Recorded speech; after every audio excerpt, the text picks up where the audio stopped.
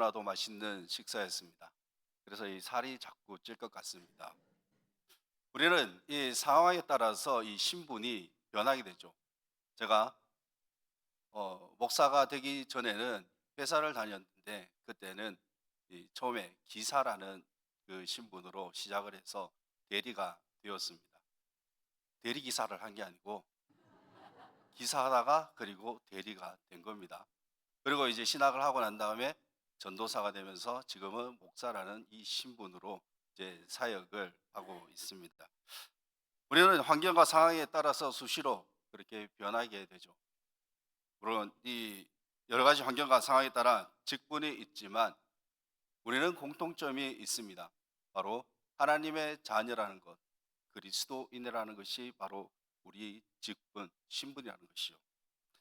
우리가 잘 알고 있는 우리 사도 바울 예수님을 만나기 전에는 가말리엘 출신으로서 정말 율법 학자로서 둘째가라면 너무나도 서러울 정도로 그렇게 뛰어난 사람이었습니다. 그리고 예수를 믿는 사람들을 잡아서 감옥에 가두려고 했던 사람이 바로 이 바울이었습니다. 그 누구보다도 그렇게 최선을 다했던 그러한 사람이죠. 바울은 예수를 만나기 전에는 그렇게 율법학자였지만 그 신분을 가지고 살아갔지만 예수를 만나고 난 다음에는 복음을 전하는 자, 바로 사도라고 불려지게 됩니다. 그렇다면 이 사도라는 이 신분을 누가 주었습니까?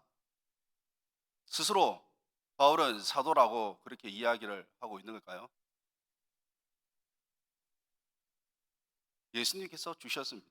오늘 갈라디아서 1장 1절 말씀을 보게 되면은 이렇게 말씀을 하고 있습니다. 같이 한번 읽어보겠습니다. 시작. 사람들에서 난 것도 아니요 사람으로 말미암은 것도 아니요 오직 예수 그리스도와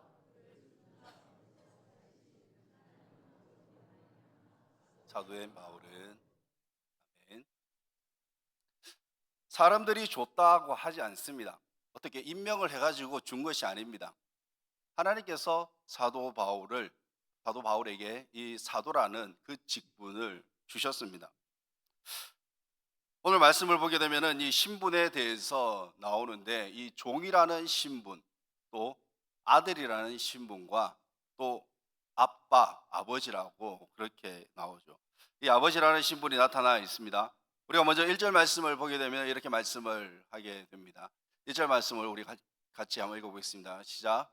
내가 또 말하노니 유업을 이을 자가 모든 것의 주인이나 어렸을 동안에는 종과 다름이 없어서. 여기서 유업을 이룰 자라는 이 말씀이 등장하게 되는데, 유업을 잇는다라는 이 뜻은 그러니까 이 상속을 받는다라는 뜻입니다. 그렇다면 이 재산의 그 상속을 누가 받을 수 있습니까? 다른 사람이 받을 수가 없습니다. 그 아들, 자녀가 그 상속을 받을 수가 있죠. 그런데 이 상속자가 어리다면 상속을 받을 수 없다라고 말씀을 하고 있습니다. 1절 말씀에 유업을 이을 자가 어린 아이일 때에는 종과 다름이 없다. 그러니까 이 어린아이가 종이라는 거죠. 아들이 유산을 받을 사람이긴 하지만 보호자가 없으면은 그것은 받을 수가 없다고 그렇게 말씀을 하고 있습니다. 당시 로마의 관습에 이 재산을 상속을 받은 그러한 아들은 종에게 보호를 받게 됩니다. 그래서 이 아들은 종과 다름이 없음을 말씀하게 되죠. 종이 아들을 보호하기 때문입니다. 곧 종이 율법과 마찬가지입니다. 율법은 이스라엘을 보호하고 또 인도하는 좋은 역할을 했지만 온전히 자유롭게 하지는 못했습니다. 그러니까 이 영적으로 어리기 때문에 율법대로 행해야 했습니다. 율법이 그러니까 이스라엘을 통제했던 것이죠. 우리가 한번 생각을 해보시죠. 당시 율법을 조금만 어겨도, 정말 하나만 어겨도 잘못된 행위가 있다면 그만큼 그렇게 처벌을 받았습니다. 대표적으로 이 안식일을 어기거나 아니면 부모에게 불순종을 하게 되면은 충분한 그러한 너무나도 큰 벌을 받았기 때문에 그들에게 율법은 굉장히 두려운 것이었습니다. 어떻게 보면 율법이 당시 그 삶에서 해초리와 같다라고 볼 수밖에 없습니다. 어린아이들이 말을 듣지 않을 때 어떻습니까? 딱 좋은 게 매를 들면 말을 잘 듣습니다. 저도 이 둘째가 까불면은 교육을 시키기 위해서 매를 듭니다. 제일 좋은 게 옷걸이입니다. 그걸 들면은 안 들겠습니다. 옷걸이를 들게 되면 어떻겠습니까? 그때부터 울기 시작합니다. 만약에 제가 그 가운데 세밀한 법칙을 세워서 너 이거 제대로 지키지 않으면은 매를 맞을 거야. 한 대, 두 대, 세 대 딱 정해 놓으면 어떻게 할까요? 법은 잘 지키겠죠. 법은 굉장히 잘 지킬 것입니다. 그런데 저와의 이 사이가 어떻겠습니까? 굉장히 멀어질 수밖에 없겠죠. 그러면 그 아이는 불쌍한 아이가 되고 말 것입니다. 율법 아래 살아간다는 것, 그것은 너무나도 불쌍한 것과 마찬가지입니다. 이렇게 하면 법을 잘 지키지만 이 율법 아래에 있다면 그것은 너무나도 어리석은 사람임을 오늘 말씀에서는 가르쳐 주고 있습니다. 그러니까 하나님과 거리를 멀어지게 하는 것, 이것이 바로 율법입니다. 그런데 우리가 하나님께로 가까이 나갈 수 있는 방법이 하나 있습니다. 무엇일까요? 그것은 바로 예수 그리스도의 보혈의 피입니다. 우리가 에베소서 2장 13절 말씀을 한번 보겠습니다. 같이 한번 읽어보겠습니다. 시작. 이제는 전에 멀리 있던 너희가 그리스도 예수 안에서 그리스도의 피로 가까워졌느니라. 예수님이 십자가에 피 흘려 죽으심으로 그렇게 율법을 폐하셨다라고 말씀을 하고 있죠. 우리는 지금 신앙생활을 어떻게 하고 있습니까? 우리가 율법에 의해서 지배를 받고 있다면 우리는 하나님과 가까워질 수 없습니다. 신앙생활을 하는 데 있어서 완벽하게 하려면 우리는 머리가 아픕니다. 그렇다고 우리가 완벽하게 그 율법을 지키면서 신앙생활을 할 수 있을까요? 우리가 이 십계명은 너무나도 잘 알고 있지만 지금까지 우리가 십계명을 완벽하게 지키고 또 앞으로도 완벽하게 지킬 수 있다라고 하시는 분이 계실까요? 스스로 또 거기에 법칙을 만들어서 신앙생활 하시는 분도 그렇게 계실 것입니다. 새벽 예배에 나오지 않으면은 저 사람은 믿음이 없는 사람, 아니면 하루에 성경을 몇 장 읽지 않으면 믿음이 없는 사람, 예배 시간에 잠을 자면 믿음이 없는 사람. 지금 아닙니다. 이렇게 규정을 해버리게 된다면 자신이 만약에 그런 경우를 어기게 된다면 어떨까요? 굉장히 죄책감에서 자유롭지 못할 것입니다. 하나님은 사랑의 하나님이시지 우리가 이러한 율법에 얽매여서 살기를 원치 않으십니다. 그러한 신앙생활을 원치 않으신다는 것이죠. 바울은 이 갈라디아 교인들에게 율법의 삶을 살지 말 것을 권유하면서 그렇게 편지를 쓰게 됩니다. 우리 또한 이러한 율법의 삶에서 벗어나야 합니다. 바울은 그래서 이 3절 말씀에서 이렇게 나옵니다. 3절 말씀을 한번 보겠습니다. 시작. 이와 같이 우리도 어렸을 때에 이 세상의 초등학문 아래에 있어서 종노릇하였더니, 이 세상의 초등학문이라는 것은 세상의 이 학문에서 아주 기초적인 그러한 수준입니다. 여기서 율법 아래에 들어가면은 세상에 속한 가장 유치한 단계에 속하는 수준이라는 것이죠. 그러니까 가장 유치한 율법에 종노릇 한다는 것입니다. 그러면 우리는 세상의 이 초등학문에서 벗어나 있습니까? 하나님을 믿지 않는 사람들은 기도하면 모든 것이 될 것이다 라고 생각을 하죠. 또 그렇게 이야기를 합니다. 기도하고 교회 출석 잘하면, 또 봉사를 잘하면 어떤 일이든지 다 잘 되고 건강해지고, 혹시 그렇게 생각을 하고 계신가요? 이런 세상 초등 학문의 그 잘못된 율법에 우리가 빠져서는 안 됩니다. 우리가 이러한 생각이 있다면 평생 신앙생활을 하면서 늘 항상 율법에 빠져서 그렇게 사로잡혀 종살이를 하면서 살아갈 수밖에 없습니다. 바울은 갈라디아 교인들에게 그리스도 안에 있는 자는 종이 아니라 바로 하나님의 장성한 아들, 딸임을 전하고 있습니다. 이 거짓 교사들이 들어온 것을 알게 된 사도 바울, 얼마나 가슴 아팠겠습니까? 바울이 예수님을 만나고 난 다음에 이방 땅에 갈라디아라는 그 지역에 교회를 세웠습니다. 그런데 그 갈라디아 교회에 이단이 들어왔다니 너무나도 가슴이 아픕니다. 하나님의 장성한 아들이라는, 정말 바울의 이 말은 우리가 살아가는 이 시대에도 가르쳐 주고 있죠. 율법 아래 빠져 그렇게 살지 말며 자유롭게 가야 함을 그렇게 전하고 있습니다. 그렇다면 여기서 자유롭다라는 것이 무엇이겠습니까? 이 자유는 내 마음대로, 우리 마음대로 살아가는 것이 자유일까요? 만약 본인의 마음대로 그렇게 자유롭게 살아간다고 한다면 그것은 방종입니다. 그렇다면 우리는 누구 안에서 자유로워져야 합니까? 바로 예수 그리스도 안에서 자유로워져야 합니다. 우리가 요한복음 8장 32절 말씀을 보게 되면 이렇게 말씀을 합니다. 한번 읽겠습니다. 시작. 진리를 알지니 진리가 너희를 자유롭게 하리라. 아멘.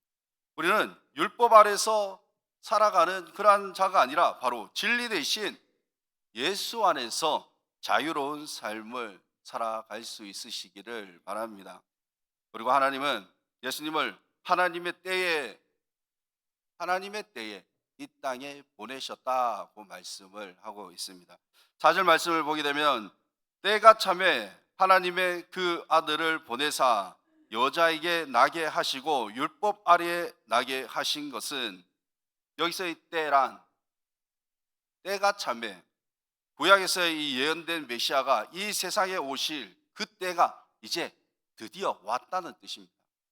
그리스도의 오심은 율법을 닫고 성령의 때가 왔음을 알리는 새 시대의 시작이죠.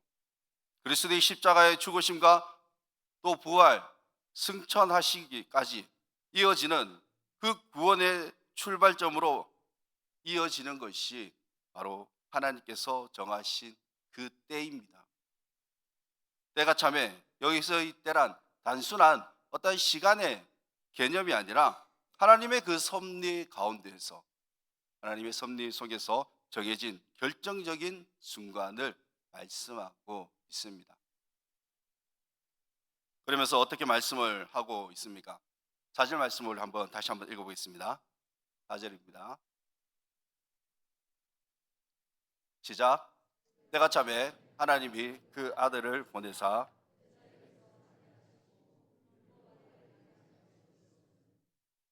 아멘. 하나님이 그 아들을 보내사, 여기서 아들이라는 부분에서 아들은 하늘에 속한 분임을 뜻하고 있습니다. 하나님이 아들을 보내셨다는 것에 여기서 가르쳐 주는 것이 바로 그 아들, 바로 예수 그리스도이시죠. 그 아들은 신성을 가진 분임을 설명하고 있습니다. 그리고 여자에게 나셨다라고 그렇게 말씀을 하고 있는데 그 여자가 누구입니까? 동정녀 마리아입니다. 그렇다면 여자에게 나셨다라는 이 말씀을 왜 하고 있는 걸까요? 두 가지로 볼 수가 있습니다. 여자에게 나셨다라는 이 표현은 먼저 예수님께서 인성으로, 그러니까 사람으로 오셨음을 가르쳐 주고 있으며, 또 예수님은 율법 아래에 나셨음을 가르쳐 주고 있습니다. 그러니까 예수님은 곧 신이시자 사람이심을 말씀하고 있으면서 또 율법 아래에 나셨음을 가르쳐 주고 있습니다. 예수님은 우리의 완전한 대리자로 오셔서 율법의 그 형벌을 받으셨습니다. 그래서 우리는 하나님께 나아갈 수 있는 것이, 그것이 율법이 아니라 바로 예수 그리스도의 보혈의 피라는 것이죠. 그러나 갈라디아 교회에 들어온 그러한 거짓 교사들은 하나님께로 나아갈 수 있는 길이 율법도 함께 포함되어야 한다고 그렇게 말하고 있습니다. 그것이 이단이죠. 예수님이 이 땅에 오신 이유가 분명히 있습니다. 율법 아래 있는 우리를 속량하기 위해서이죠. 여기서 이 속량이란 우리를 죄에서 벗어날 수 있도록 예수님께서 그 대가를 대신 치러줬다라는 그러한 개념입니다. 그런데 그 대가가 무엇입니까? 바로 예수 그리스도의 십자가에 달려 죽으심입니다. 그것이 대가입니다. 예수님의 죽으심, 우리의 죄를 대신해서 대가를 치르셨습니다. 그것이 바로 죽으심입니다. 모든 인간은 율법에 매여 죄 아래 갇혀있던 그러한 죄인이죠. 예수님 또한 율법 아래에 있었습니다. 성경으로 잉태하셨지만 여자의 그 몸에서 태어나셨으니까 하나님께서 예수를 율법 아래 나게 하신 것, 이것은 바로 모든 인류의 그 죄를 담당하게 하기 위해서인데, 이것은 바로 하나님께서 예수님을 이 땅에 보내신 명분입니다. 다시 말씀을 드리면 예수님이 이 땅에 오신 명분이 무엇입니까? 바로 우리의 그 죄를 위해서 이 땅에 오신 것, 그것이 바로 명분이죠. 예수님의 그 명분으로 인해서 우리는 바로 하나님의 아들이 되었습니다. 5절 말씀을 보게 되면 이렇게 말씀을 합니다. 같이 한번 읽겠습니다. 시작. 너희는 율법 아래에 있는 자들을 속량하시고 우리로 아들의 명분을 얻게 하려 하심이라. 예수님은 이 땅에 오신 그 명분을 얻기 위해서 율법 아래에 있는 자를 속량하셨습니다. 그러니까 그 십자가에 달려 죽으심으로 그 대가를 치르셨다는 거죠. 우리 대신 그 죄값을 치르셨습니다. 내가 너희들의 죄값을 치렀으니 너희들은 이제 율법의 종이 아닌 하나님의 아들됨을 말씀하고 있습니다. 우리를 하나님의 아들로 삼아 주심에 이 땅에 오신 목적이며 또 그것이 예수님의 명분임을 우리가 잊지 마시기를 바랍니다. 그리고 우리는 바로 아들의 영을 받았습니다. 그 아들의 영이 무엇입니까? 바로 성령이죠. 우리가 그 성령을 받았습니다. 보혜사 성령입니다. 그리고 우리는 하나님을 아빠, 아버지라고 부를 수 있게 되죠. 그리고 우리는 아빠, 아버지를 부르짖을 수 있습니다. 그냥 아버지라고만 부를 수 있는 것이 아니라 아버지를 간절한 마음으로 우리가 부르짖을 수가 있습니다. 여기서 이 부르짖는다라는 것 어떠한 겁니까? 어떠한 표현입니까? 바로 이 표현을 하자면 끝까지 매달리겠다는 것이죠. 자녀가 가지고 싶은 것을 사달라고 그렇게 부르짖으면 아이에게 유익이 되는지 한번 판단을 해보고 그 부르짖음에 정말 애처로워서라도 그렇게 사줄 수 있습니다. 그렇게 우리가 하나님을 부르짖을 수 있는 특권을 주셨습니다. 아들이라는 그 명분을 주셨습니다. 세상 사람들은 하나님께 아버지라고도 부르지 않고 또 왜 불러야 할지도 모릅니다. 성경이 없으니까. 그러나 우리는 예수 그리스도의 보혈의 피로 구원 받았기 때문에 아버지로 부르짖을 그러한 특권이 있다는 것이 우리에게는 얼마나 감사한 일입니까? 로마서 8장 15절 말씀에 이렇게 말씀합니다. 한번 같이 읽겠습니다. 시작. 너희는 다시 무서워하는 종의 영을 받지 아니하고 양자의 영을 받았으므로 우리가 아빠 아버지라고 부르짖느니라. 이 갈라디아 성도들은 하나님의 자녀가 아닌 율법의 종으로 살아가고 있습니다. 바울은 이 모습을 통해서 갈라디아 교인들에게 편지를 쓰고 있는 것이죠. 바울이 예수님을 만나 처음으로 갈라디아 그 지역에 교회를 세워 그렇게 복음을 전했을 때 갈라디아 성도들이 얼마나 그러한 순수한 마음으로 예수를 믿었겠습니까?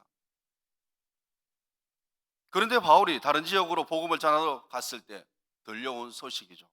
이단들에게, 거짓 교사들에게 넘어갔다라는 소식을 듣게 됩니다. 이단들이 들어와서 율법도 너희들이 지켜야지만 구원을 받을 수 있다라고 그렇게 속삭였죠. 우리에게 율법은 구원의 대상이 아닙니다. 율법과 구원은 전혀 상관이 없습니다. 구원은 오직 예수밖에 없다는 것을 우리가 믿으시길 바랍니다. 어렸을 때 제가 교회를 다니면서 목사님께서 하신 말씀이 있습니다. 저번에도 몇 번 이렇게 말씀을 들었는데 저의 뇌리 속에, 제 머리 속에 너무 박혀 있어가지고 이런 말씀이죠. 주일에는 절대로 돈을 쓰면 안 된다. 그리고 주일에는 외식을 해서도 안 된다. 그리고 놀러 다녀서도 안 된다. 그래서 이 친구들하고 이야기를 해봤습니다. 중고등부 때인데, 그러면은 교회를 올 때 집이 멀면은 걸어서 와야 되나? 택시를 타야 돼? 말아야 돼? 버스를 타야 되는지? 그거에 대해서 이야기를 하다가, 아, 한번 물어봤어야 되는데, 그때 목사님에게 물어봤어야 되는데, 그게 좀 안타깝습니다. 지금 찾아가 볼 수도 없는 일. 물론, 목사님께서 하신 말씀의 그 뜻이 있습니다. 주의를 거룩하게 성수하라는 그러한 뜻인 줄 알겠지만, 어떻게 보면 지금 한번 생각해 보면 너무나도 율법에 얽매인 그러한 삶이라고 볼 수밖에 없죠. 혹시 주일에 외식 한 번도 안 하신 분 계십니까? 친구들끼리 밖에 나가서 식사도 한 번도 안 하시고 또는 주일에 배달도 안 시켜 드시는 분 계십니까? 하나님은 주일에 이러한 외식을 하는 것에 대해서 규제하지 않으십니다. 너희들이 주일에 배달을 시켜고 또 밖에 나가서 밥을 먹이면 율법을 어기는 거니까 안 된다면서. 그러면 정 먹고 싶으면 12시가 지나서 야식을 시켜 먹으라고 그렇게 하실까요? 하나님은 우리가 이 율법이라는 종에 매여 살아가기를 원치 않으십니다. 예수로 인해서 너희들이 자유를 얻었으니 오직 예수 안에서 살아가라고 말씀을 하시죠. 바로 이 갈라디아 교인들의 어리석은 모습을 보게 됩니다. 구원을 받으려면 율법도 온전히 행해야 한다는 그런 너무나 어리석은 모습을 보게 됩니다. 그러나 바울이 어떻게 합니까? 오직 예수로 충분함을 가르쳐 주고 있죠. 오늘 본문에서 이 초등학문이라는 단어가 이렇게 두 번이 등장하게 되는데, 이 초등학문은 말 그대로 학문, 그러니까 초등학문입니다. 성장하지 못한 학문입니다. 어린 학문이죠. 즉, 이 율법이라고 볼 수가 있습니다. 우리가 이 9절 말씀을 보게 되면 이렇게 말씀합니다. 같이 한번 읽어보겠습니다. 시작. 이제는 너희가 하나님을 알 뿐 아니라 더욱이 하나님이 아신 바 되었거늘 어찌하여 다시 약하고 천박한 초등학문으로 들어가서 다시 그들에게 종노릇하려 하느냐.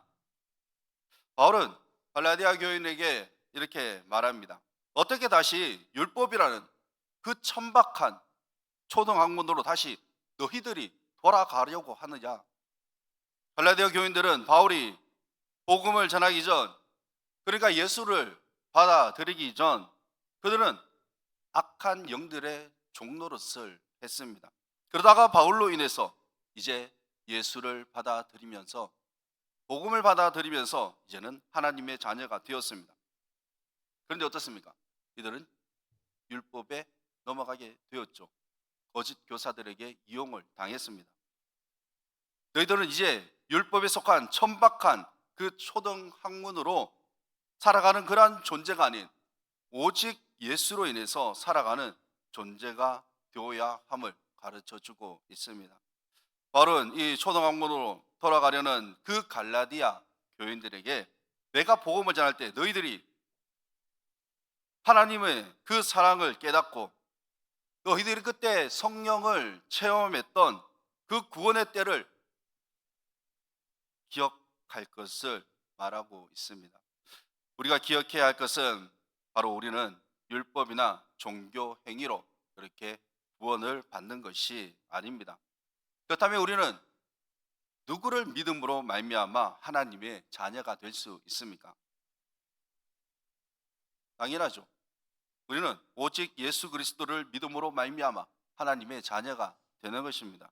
율법적인 모습은 거룩한 성의를 지켜야 한다는 그러한 명분으로 많은 규정을 만들어서 통제를 해버립니다. 그러나 하나님은 그것을 원하지 않으십니다.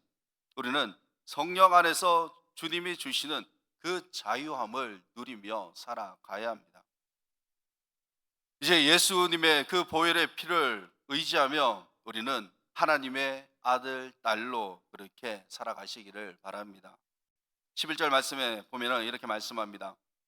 내가 너희를 위하여 수고한 것이 헛될까 두려워하노라.